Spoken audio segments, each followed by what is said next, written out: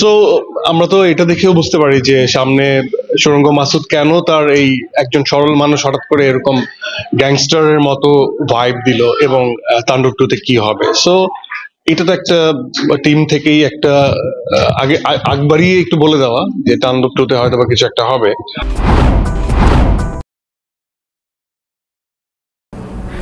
হিন্দিতে একটা কথা আছে না যে ওই আকল মানকে লিয়ে ইশারাই কাফি, অনেকটা সেই রকম।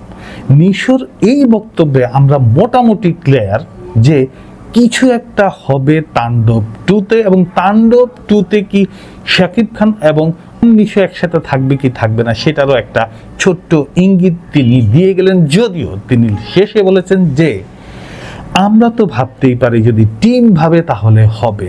কথা কি ক্লিয়ার না ভেজাল আছে? এইখানে হয়তো অনেকটাই শাকিব খানের উপর ডিপেন্ড করে যে আসলে শাকিব খান তাণ্ডব টুতে আসলে এককভাবে, সে যেভাবে এককভাবে সিনেমা করে সেরকমই হবে নাকি একটা ইউনিভার্সাল হবে, সেখানে কি আরফান নিশো থাকবে কি থাকবে না সেটা অনেকটাই ডিপেন্ড করে শাকিব খানের উপরে।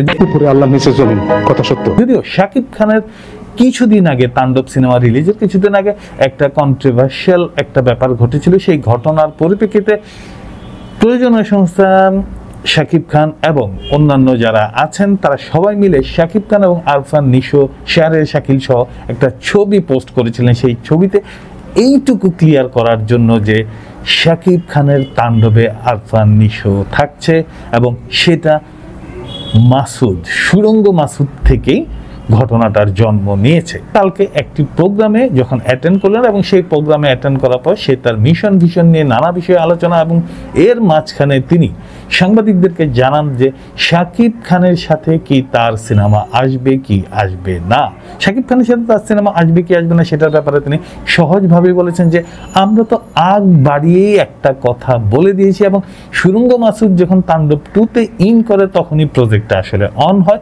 তাণ্ডব টুর সাথে সুরঙ্গ মাসুদ যখন মিলেমিশে একাকার হবে বা একটা ঝড় আসবে, সেই ঝড়ে সাইক্লোন তুফান তাণ্ডব হতেই পারে, কিন্তু সেটা ডিপেন্ড করছে অনেকটা। এই কারণেই বলেছেন যে ওটা আগ বাড়িয়ে বলে দেওয়া একটি কথা। এই যে আগ বাড়িয়ে বলে দেওয়া কথা, সেটা এসছে বেসিক্যালি রায়হান রাফির মাথা থেকে, এবং সেটা এক্সিকিউশন করেছে শাকিব খান। শাকিব খানের হ্যাঁ সম্মতির কারণে একদিন শুটিং পিছিয়ে গিয়েছিল, সেটা আমরা অনেকেই জানি, আবার অনেকেই জানি না। শাকিব খানের সাথে আরফান নিশো যে মিটিংয়ে যেই সব কথা হয়েছিল, যে আন্ডারস্ট্যান্ডিং হয়েছিল, মিটমাট হয়েছিল, সেই মিটমাটের পরবর্তীতে ফলশ্রুতিতে আসলে তাণ্ডব টু নিয়েই আলোচনা ঝড় বইছে। এর মাঝে রায়হান রাফি আরেকটু আগুন ধরালেন সেই তাণ্ডবের নিয়ে একটা প্রোগ্রামে তিনি বলছিলেন যে আমি আশা করেছিলাম যে আমি তুফান 2 বানাবো, কিন্তু অডিয়েন্সের পক্ষ থেকে ভীষণ চাপ, হয়তো আমাকে তাণ্ডব 2 বানাতে হবে বা বানাতে হচ্ছে, এবং সেই সব কিছুই নির্ভর করছে আসলে প্রযোজনা সংস্থা শাকিব খান টোটাল বিষয়টার উপর। একই কথা একই সুর দিলেন আরফান নিশো, এবং আরফান নিশো সেটাতে আরো একটু ঝাল টক, আরো একটু টক ঝাল মিষ্টি মিশিয়ে বলেছেন, আগ বাড়িয়ে একটি কথা বলে দাও। যাই হোক, আমরা অপেক্ষা করতে পারি আরফান নিশো এবং শাকিব খানের সেই দুর্দান্ত টিম ম্যানেজমেন্টের সিনেমা তাণ্ডব 2 দেখার জন্য। এবং তাণ্ডব 2 সম্ভবত কোরবানি ঈদে, 2026-এর কোরবানি ঈদে যদি রিলিজ হয়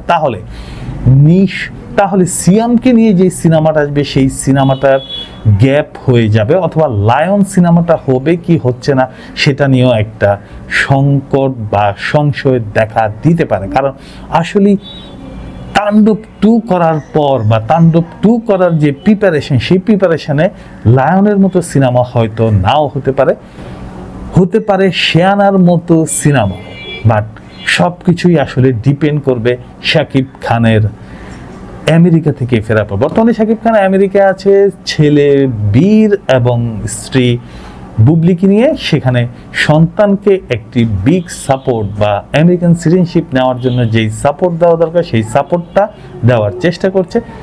এবং আমেরিকা থেকেই তিনি একটি ইনস্টাগ্রাম পোস্ট করেছেন যে তিনি আসছেন তিনি যে শান্ত হয়েছেন, তিনি যে শান্তভাবে ঘুরে বেড়াচ্ছেন, সেটা একটা ঝড়ের আভাস মাত্র। এবং সেই ঝড় once upon A time in Dhaka, এবং সেই ঝড়ের তাণ্ডবের একটি ইঙ্গিত দিয়েছেন তার ইনস্টাগ্রাম পোস্টে। এবং সেই ইঙ্গিতের পর আরফান নিশোর এই বক্তব্য সাথে রায়হান রাফির একটা অনুষ্ঠানের বক্তব্য মিলে মিশে যদি একাকার হয়ে যায়, আর প্রয়োজনা সংস্থার শাকিব খান, আরফান নিশো যদি কাজ করে, তাহলে বলতেই পারি বাংলা সিনেমা আবার নতুন করে জেগে উঠবে, নতুন প্রাণে দোলা দেবে। বাংলা সিনেমার সেই জয় জয়কার দেখার জন্য আমরা মুখিয়ে থাকবো, এবং সেই সিনেমাটা হবে সম্ভবত ইতিহাস ব্রেক করা সিনেমা, ইতিহাসের পাতায় হয়তো স্মরণীয় থাকবে। সেই পর্যন্ত বিদায়। ভিডিওটি ভালো লাগলে লাইক, কমেন্ট, শেয়ার করবেন আর পাশে থাকবেন।